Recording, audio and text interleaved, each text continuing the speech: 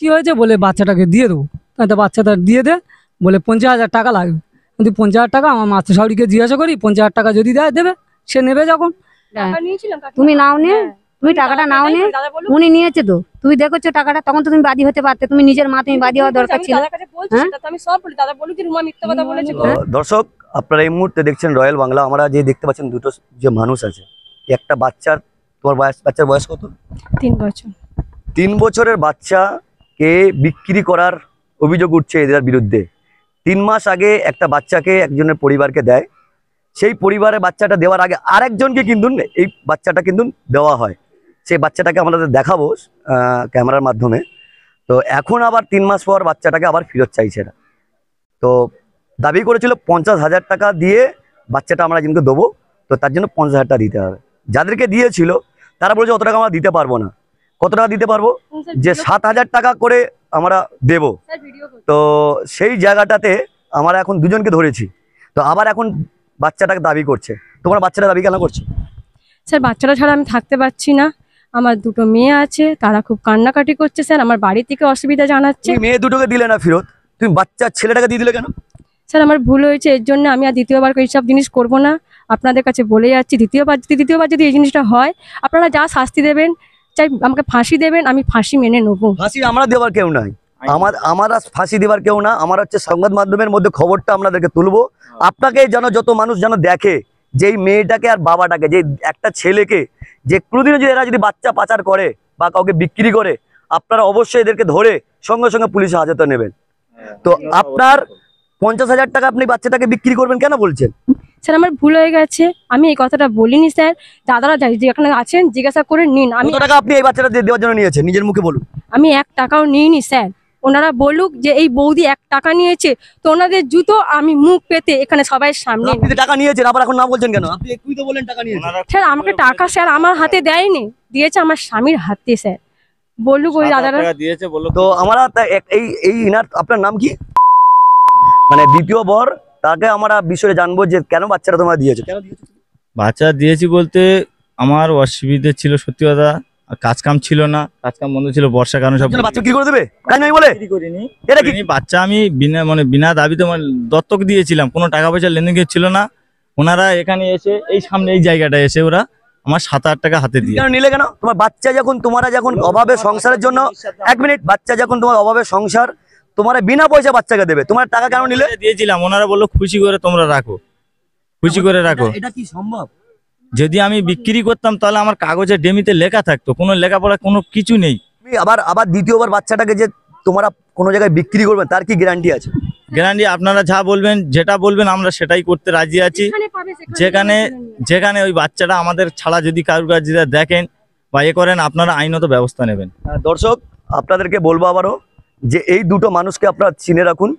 যদি কোনোদিনে আবার বাচ্চা পাচারে যদি এরা দেখতে পান বা কোনো জায়গায় আপনারা দেখতে পান, তাহলে সঙ্গে সঙ্গে এদেরকে ধরে নিয়ে আপনাদের লোকাল থানায় যে অভিযোগ করবেন। কারণ এনাদেরকে ভালো করে দেখুন, 2টো মেয়ে থাকতো, একটা ছেলে, তো ছেলেটাকে ফেলে রেখে দিয়ে আর 2টো মেয়েকে নিয়ে সংসার করছে। মানে মেয়ে দুটোকে দিল না, দিল ছেলেটাকে, তাও আবার টাকার বদলে কত 50,000 টাকার চেয়েছিল। তারা কিন্তু দেয়নি 50,000, যাদেরকে দিয়েছিল তারাও আবার অত মধ্যবিত্ত পরিবার, তারা দিতে পারেনি, সেই জন্য 7,000 টাকা তারা দিয়েছিল। দেবার পর তারা আবার 3 মাস পর তারা বাচ্চাটাকে আবার দাবি করছে যে আমরা নেব। তা বলুন দর্শক, আপনারা কি বলছেন? তাহলে এদেরকে মনে হয় কি, যে উকিল আছে সে উকিল বলছে এনাদেরকে আমি থানায় ভরে দেবো। আপনারা বলুন এদের কি করা উচিত? আপনারা অবশ্যই কমেন্ট বক্সে জানাবেন। তো আপনাদের বাড়িটা বলুন তো ঠিকঠাক। আমার বাড়ি হচ্ছে পর্ণশ্রী থানা, বিশলগীতলা, শিব মন্দির, খাটাল। বাড়ি ভগবানপুর ঢোলা থানা, আইজুল্লাহ পুরকাইত আমার নাম, ঠিক আছে। আমি তো আমার বাড়ি ওই জায়গায়, আমি এখন ভাড়া থাকি কাঁঠাল বেড়ে, মোটর কাঁঠাল বেড়ে, পুষ্প কাঠমিলের ওখানে থাকি, ঠিক আছে। তো বাচ্চা আমি বিক্রি করিনি, আমি এমনি লিখিত দত্তক দিয়েছিলাম, ওনারা খুশি হয়ে 7,000 টাকা আমাদের দিয়েছিল।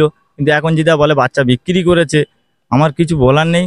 এবারে এই বাচ্চা আমাকে ছাড়া, আমার এই বাচ্চা যদি আমাকে ছাড়া দ্বিতীয়বার যেটা এরকম হয়, আইনত ব্যবস্থা আমার নিতে পারেন। আমি আমার পুরো সমস্ত প্রুফ, অ্যাড্রেস, ঠিকানা, আমার বয়স, যেখানে থাকি, আমি সবকিছু বলে দেবো। আর একটা কথা, যে বাচ্চাটা কিন্তু যে 4 বছর বাচ্চা, তারা কিন্তু সে বাচ্চা বলছে আমি এদের কাছে যাব না। আগে যারা বাচ্চাদেরকে মা বাবাকে জায়গা দিয়েছে তাদের কাছে থাকতে চাইছে। তো আমরা যাকে বাচ্চার মা বাবাকে দিয়েছিল তাদের সঙ্গে আমরা কথা বলবো যে ঘটনাটা আসলে ঘটেছে কি দিয়েছে, তার যে বর্তমানে যে মানুষ করতো, তো তার মায়ের সঙ্গে আমরা কথা বলবো যে আপনার বাচ্চাটাকে আপনি 3 মাস ধরে মানুষ করতেন, এই ছেলেটাকে, বাচ্চার 4 বছর ছেলে, হঠাৎ করে আপনার সঙ্গে বাচ্চাটা দিল আবার। দেবো তা বলে 7,000 টাকা কি হয়? উনি ওই বললো যে আমার কি 7,000 টাকা হয়, আমি একটা বাচ্চা দেবো সারা জীবনের মতো 7,000 টাকা কি করে বলছে? আমি বলি, বাবা আমি খেটে খুটে খাই, 7,000 টাকা দিতে পারি, এর বেশি আমি দিতে পারবো না। এই বলে উনি আমার কাছে এখানে এসে 15,000 টাকা, এখানে 15,000 টাকা চেয়েছিল, আমি 7,000 টাকা দিয়ে চলে গেছি। তুমি কত টাকা ফের অন্য জায়গায় একজনকে দিয়ে দিয়েছিল, তারপরে আপনারা 2 নম্বরে আপনারা পেয়েছেন যে আবার ওই যে দ্বিতীয়বার দেবে না, তার কি গ্যারান্টি আপনারা দিচ্ছেন? তা আমি কি করে বলবো বাবা, বলো আমার কি সেটা দোষ? বাচ্চা তো আমি দেবো না বলছি। আপনারা পুলিশে কেন রাস্তা হচ্ছেন না? এসব তো আমি জানি না। আমার এই জামাই করে দিয়েছে, আমার ছেলে মারা গেছে, 17 বছরের ছেলে মারা যায়, আমি কান্নাকাটি করছেন বলে আমার জামাই করে দিয়েছে এই বাচ্চাটা। বললো ওর মারধর করছে খুব, মনে নাকি ওর বাবা খুব মারধর করে, বলে খুব মারধর করে, তা বাচ্চাটা তুমি নিয়ে নাও ওই জন্য করে। যখন দিয়ে গেছে আমার মা নিজে এখানে টাকা গুনে নিয়ে গেছে, আর মা বলছে টাকা তুমি নাও নে, তুমি টাকাটা নাও নে, উনি নিয়েছে তো, তুমি দেখেছো টাকাটা, তখন তো তুমি বাদী হতে পারতে, তুমি নিজের মা, তুমি বাদী হওয়া দরকার ছিল। আমি বলছি আপনি যে তো দাদা আপনি তো এখানে উপস্থিত ছিলেন ওনার বাচ্চাটা দেওয়ার সময়, কি মানে কথাটা হয়েছে? আমরা একসাথে কাজ করি, বাচ্চা হ্যাঁ ওই আজিবির সাথে কাজ করি। হ্যাঁ ওই ছেলেটার সাথে কাজ করি, ছেলেটা নিয়ে প্রতিদিন কাজের উপরে আসে, বলছে যে বাচ্চাটা আমি টানতে পারছি না, বাচ্চাটাকে আমি দিয়ে দেবো। আমি বলতে দিয়ে দিবি দে, আমার একটা আত্মীয় স্বজন আছে তাকে দিয়ে দেবো। তা বলে কথা হয়েছে, আমি তাহলে দেশে গিয়েছি, আমার কাছে ফোন করছে, আমার ফোনে পাচ্ছে না, ঠিকাদারের কাছে ফোন করে, ঠিকাদার বলছে এরকম তোর কাছে ফোন করছে, তোর সঙ্গে কী কথা বলি। তা কী হয়েছে, বলে বাচ্চাটাকে দিয়ে দেবো। তা বাচ্চাটা দিয়ে দে, বলে 50,000 টাকা লাগবে। কিন্তু 50,000 টাকা আমার মাস্টার শাউরিকে জিজ্ঞাসা করি, 50,000 টাকা যদি দেবে, সে নেবে যখন। তা মাস্টার শাউরি তখন ছিল ওখানে, আমি জিজ্ঞেস করলাম মাসি এরকম বলছে 50,000 টাকা যাচ্ছে, মাঝি বলছে না আমি 50,000 টাকা দিতে পারবো না, আমি 5,000 টাকা দেবো। ও তখন 5,000 টাকা না, ও বলে আমার 7,000, হ্যাঁ ও বলছে আমার 7,000 টাকা দাও, বলে সেই 7,000 টাকা এখান থেকে নিয়ে বাচ্চাকে দিয়ে দে। তো আপনি নাম কি আপনার? আমার নাম ঝুরুলাল হালদার।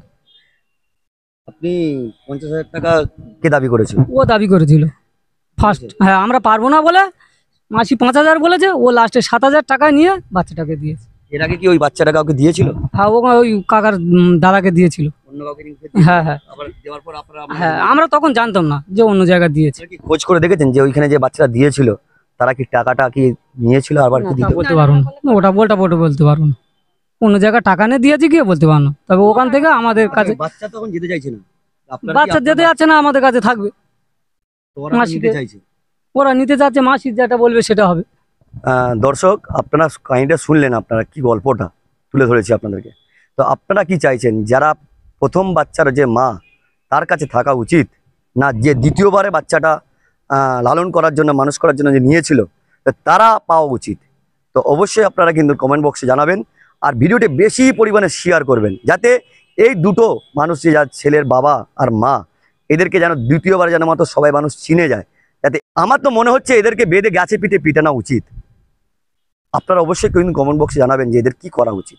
রয়্যাল বাংলা যদি সাবস্ক্রাইবার না করে থাকলেন অবশ্যই সাবস্ক্রাইবার করবেন।